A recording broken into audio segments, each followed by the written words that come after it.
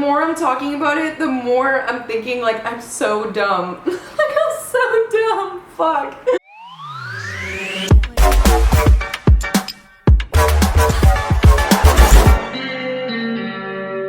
Say hi, cutie! What's up everybody, it's Frances Florence. My story today is going to be the time that I got catfished by a photographer. Yes, a photographer. So I feel like since I have been modeling for the past like 4 years, I feel like I've gotten really good at doing my research for makeup artists, photographers, hairstylists, you know, everybody that is responsible for creating like an amazing final product. I'm always researching before my jobs. Like the night before, I'm looking up everybody, everybody. And I still do that because of the story that I'm about to tell you. So yes, today I'm going to talk about how I got catfished by a photographer. So I actually just got done shooting. I was just at a photo shoot. I was there from 8 in the morning till 5 o'clock in the evening. And I figured, why don't I just tell this story? Because I've been keeping this story inside for way too long. Like this is like way too funny to keep to myself. So I'm just gonna go ahead and share it now. So here we go. This happened in like 2013. I was a senior in high school. I had just become a senior in high school. Also, I was 17 years old. So the photo shoot that this was from my second photo shoot ever. Like my second photo shoot in history. This was the shoot that happened. So if you don't know already from watching my previous videos about modeling and how I got started, I didn't start like any normal model that gets scouted in the mall or that gets scouted, you know, just like walking the street, you know, 16 years old with their mom, just like a fantasy that I, you know, wish that happened to me, but it didn't. I started on Model Mayhem. When I made my account on Model Mayhem, I had no idea what I was doing. Like I'm telling you, I had no idea what I was doing because I never like had childhood dreams or like it was never my dream to become a model. I was really into photography when I signed up for Model Mayhem. So when I signed up, for some reason, I decided to sign up as a model and I was just kind of stabbing in the dark. Like I was just sending emails to a bunch of photographers and like, you know, sending the, you know, instant messages when that still existed and just trying to like, you know, do all the footwork myself the only way that I knew how, which was to just, you know, put myself out there as much as I can. So I'm writing emails and I'm, you know, responding to people's emails and I'm, you know, responding to people's messages on the actual website. And I get this message from a photographer and it was a man. And, you know, I'm obviously like, I have heard from so many people, you know, just do your research, do your research, do your research. And, you know, I didn't know anybody that was in modeling. Like the only people that I knew in the modeling industry at the time were people that I met through Model Mayhem and people that, you know, I added as a friend on this website. The number one tip on Model Mayhem is to do your research because you want to be safe, you want to know who you're going to be collaborating with, and you want to make sure that you're going to be safe there, that the person that you're shooting with is, you know, has a good track record of being professional and being honest and having good integrity and, you know, just the whole nine. So I saw that I got a message from this man that said that he wanted to shoot with me. And of course, you know, I'm looking at his photos and, you know, nothing really stuck out to me. You know, my research then was to just look at his profile. You know, I wasn't like Googling his name or anything, but, you know, I was like looking through his profile and, you know, seeing other people that, you know, supposedly shot with this person. This is pretty much the start of it all, was his photo. His profile picture was of a man that was probably in his like early 30s to mid 30s.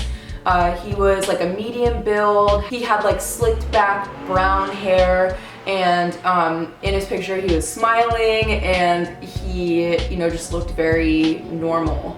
And there wasn't anything, like I said, that stuck out to me. So I messaged him back and I was like, yeah, sure, like, you know, let's do it. We pick a date, and he's like giving me an address. The address to the location that we were gonna be shooting in was a photo studio. So I thought. So the address he sent me was like 2 towns over, maybe 3. And he gave me the address, and he told me, you know, bring all your favorite outfits, things that you would want to shoot in, and, you know, we'll just, you know, take a couple hours to kind of just shoot. One of the things that I remember, like, distinctly when I first started out as a freelance model was that I always brought a friend. I brought my boyfriend at the time. My boyfriend used to come with me to like almost all of my shoots. Or I would bring a friend. One of my friends from high school would always tag along, but I would never ever go to a photo shoot alone, especially if I got it through Model Mayhem, which that was like 100% of, you know, where I got my jobs at that time. So I brought my boyfriend. We hop in my car and we go to this photo studio. So the photo studio that this photographer had me go to was a movie rental store. So it was basically me pulling up to a Blockbuster's type of store. And immediately I was like, what the fuck? Like, I was like getting confused because I was like, this isn't a photo studio. Like, is this the right address? Like, did I type it in right? Am I at the wrong place? This seems kind of weird. It's in a sketchy area. I was like, I don't like this already. And then the photographer comes out of the building, and oh my God, this photographer is literally like almost 30 years older than the photo that he has as his profile picture. He has gray hair. He's missing teeth. He had a black tooth. The rest of his teeth were like dead, like gray. Like disgusting. He was so much older. This photographer used a photo of him from like 30 years ago, and I was just so scared. Like, I don't know what possessed me to keep doing this photo shoot, but I was just like, I was so young, and I was just thinking like, you know, I don't want to turn around, like me being a girl, and like I had my boyfriend there, but like my boyfriend didn't even know that I was thinking this, because I didn't even show my boyfriend the picture of this photographer before we shot. I just was telling him it was just a casual photo shoot. I didn't think I was gonna be fucking catfished by this photographer. So I see this man, and it does not look anything like him. I think I was just very naive, and I was very young, and I just decided to keep shooting because I wanted to be polite, and I didn't want to just turn around and walk away. But if I could turn back time, I totally would, but you know, whatever. And he, like, it wasn't like he was weird, like his demeanor wasn't like creepy. Honestly, it's like Jeffrey Dahmer was probably charming. You know, like you would probably be able to strike up a conversation with someone like that, like a murderer. Like, murderers can be charming too. Like, the fuck? I just didn't know how to handle this scenario, like the situation. So my boyfriend and I, we introduce ourselves to this photographer. I don't even want to call him a photographer because I feel like he's just a creepy man.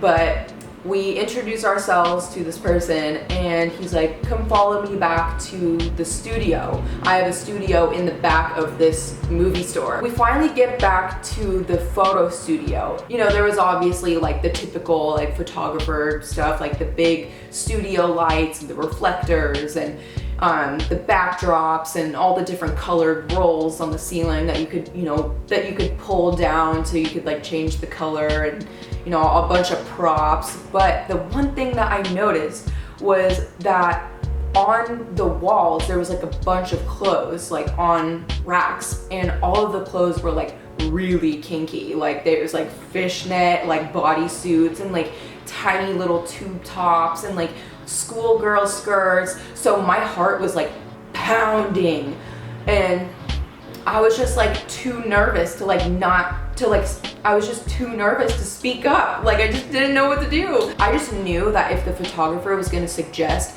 like an article of his own clothing for me to try on and to shoot in, I would just reject it. Like for some reason I was able to like justify that in my head versus like getting the fuck out of there in the first place. But I was just like, okay, if he tells me to put on one of his articles of clothing, I'm just gonna pass and tell him that I have my own stuff to shoot in. So I had a bunch of stuff and I was shooting, and my boyfriend is just sitting there, and the photographer goes, he asked me if my boyfriend wanted to be in these photos.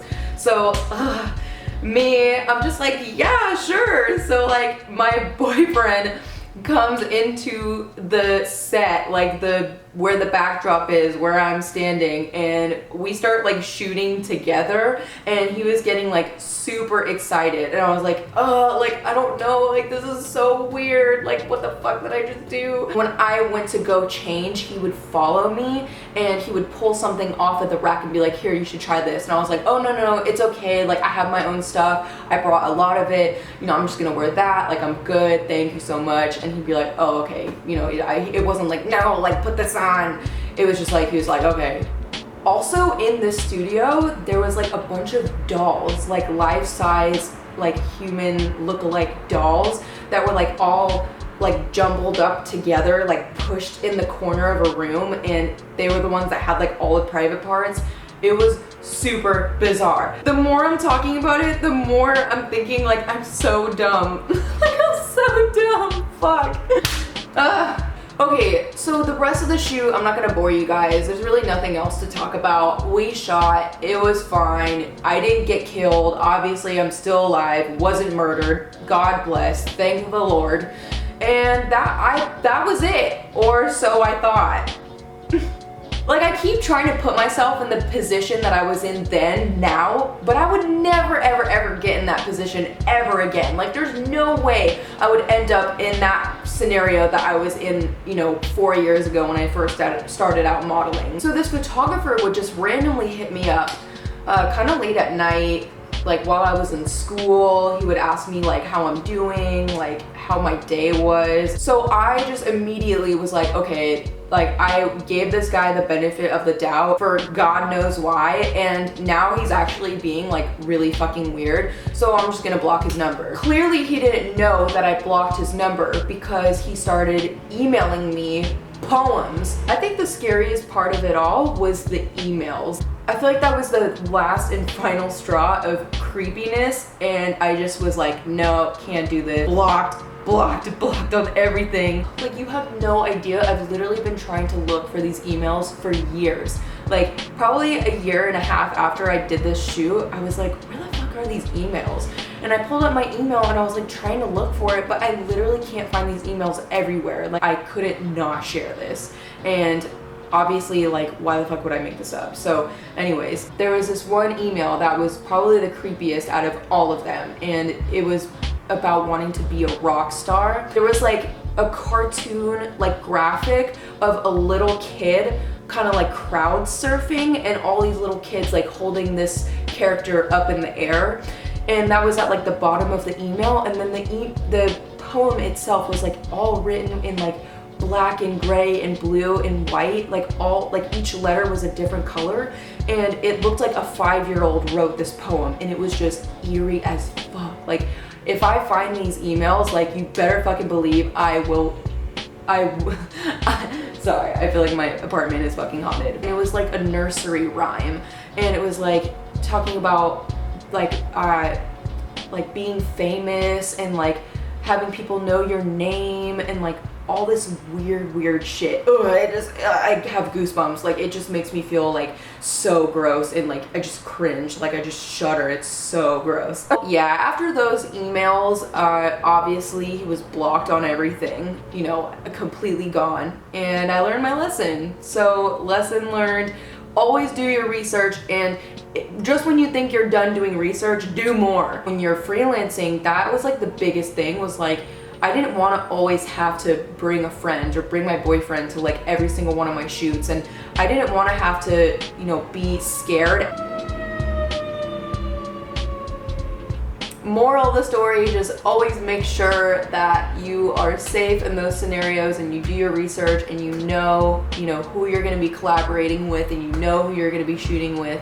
just make sure, maybe like if you know someone that has shot with, you know, this photographer that you want to shoot with, just send him like a direct message or send him an email and be like, hey, like, how was your experience? What was it like shooting with this photographer? You know, it's like, it's better to be safe than sorry. I think that's enough storytelling for the day. I hope you guys enjoyed this story and found it funny. I hope you don't think I'm a complete idiot for this.